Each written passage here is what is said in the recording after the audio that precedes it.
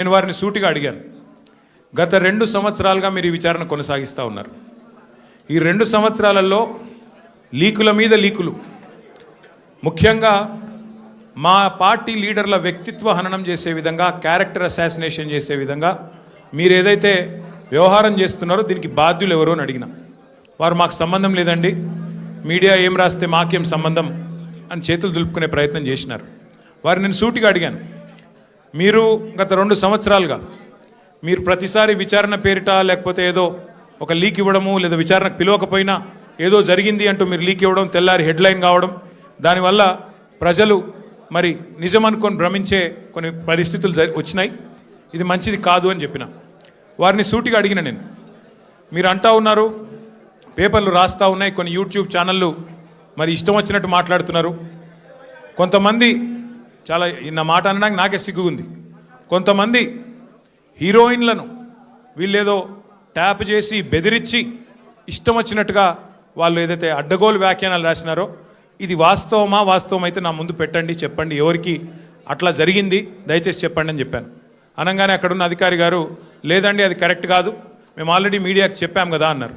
నేను అన్నది ఏంటంటే, అయ్యా మరి మీరు కరెక్ట్ కాదు అని మీరు చెప్పిందేమో ఎక్కడో ఇంతంత వస్తుంది, మరి ఇష్టం వచ్చినట్టు మీరు ఇన్ని రోజులు నడిపిన కథనాలకు ఎవరు బాధ్యులు? మా కుటుంబాలకు, మాకు కలిగిన క్షోభకు, మా వ్యక్తిత్వ హననానికి ఎవరు బాధ్యులు? ఈ లీకులు మీరు నిరోధించలేరని అడిగిన.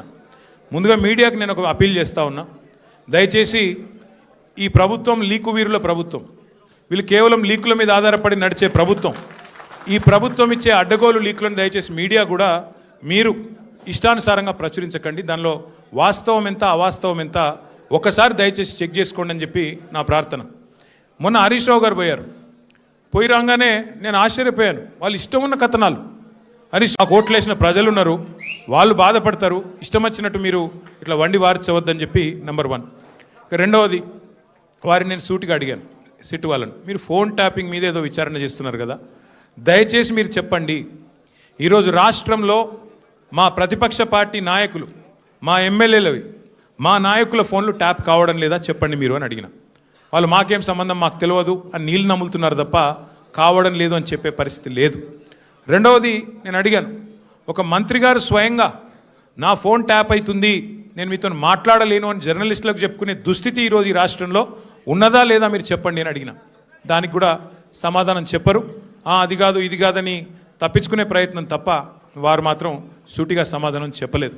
కానీ ఒక ధారావాహికగా మాదిరిగా ఏదైతే నడుపుతున్నారో, ఒక సీరియల్ లాగా ఏదైతే నడుపుతున్నారో అదే పరంపరలో అడిగిన ప్రశ్ననే అడుగుడు, మళ్ళీ అడుగుడు, ఒక 300 పేర్లు చదువుడు, ఈయన తెలుసా ఈయన తెలుసా ఈయన తెలుసా ఫలానా ఆయన తెలుసా, దాంతోనే 2-3 గంటలు టైంపాస్ చేసుడు తప్ప అక్కడ విషయం ఏమీ లేదు. వారికి కూడా తెలుసు ఆ విషయం. అందుకే నేను మళ్ళొక్కసారి ప్రజలకు, మా సోదరులకు, మా పార్టీ సోదరులకు, మా మీడియా మిత్రులకు కూడా విజ్ఞప్తి చేస్తున్నా, మేము ఒక పార్టీగా, బాధ్యత గల ప్రతిపక్ష పార్టీగా ఏ విచారణకు పిలిచినా మేము సహకరించడానికి సిద్ధంగా ఉన్నాం. మీరు ఎన్ని కేసులన్నా పెట్టండి, ఎన్ని సిట్టులన్నా వేయండి, బాధ్యత గల ప్రతిపక్ష పార్టీగా పూర్తి స్థాయిలో చట్టాన్ని గౌరవించే వ్యక్తులుగా సహకరిస్తాము. మీరు ఎన్నిసార్లు పిలిచినా వస్తామని చెప్పి కూడా వాళ్ళకు కూడా చెప్పినాం. కానీ మా బాధ్యత పెద్దది, ప్రతిపక్ష పార్టీ బాధ్యత పెద్దది. మా బాధ్యత ఏంది? ప్రభుత్వ వైఫల్యాలు, ప్రభుత్వ అవినీతి, ప్రభుత్వం ఏదైతే పూర్తి స్థాయిలో డైవర్షన్ గేమ్లు ఆడుతున్నదో దానికి సంబంధించి కూడా ఖచ్చితంగా మేము ఎత్తి చూపే ప్రయత్నం చేస్తూ ఉన్నాం. ఇవాళ సింగరేణి టెండర్లలో దొంగలు దొరికినరు, సింగరేణి టెండర్లలో ముఖ్యమంత్రి మంత్రుల మధ్యన వాటాల పంచాయతీలో దొంగలు దొరికినరు అని చెప్పి హరీష్ రావు గారు ప్రెస్ మీట్ పెట్టి ఆధారాలతో సహా ఇస్తానని చెప్తే కూడా ఇప్పటి వరకు ఉలుకు లేదు, పలుకు లేదు. సరే మీరు సిట్లు వేస్తున్నారు, వేసుకోండి, కానీ మరి ఇవాళ మేము అడుగుతున్నాం, ముఖ్యమంత్రి అనుచరుడు అత్యంత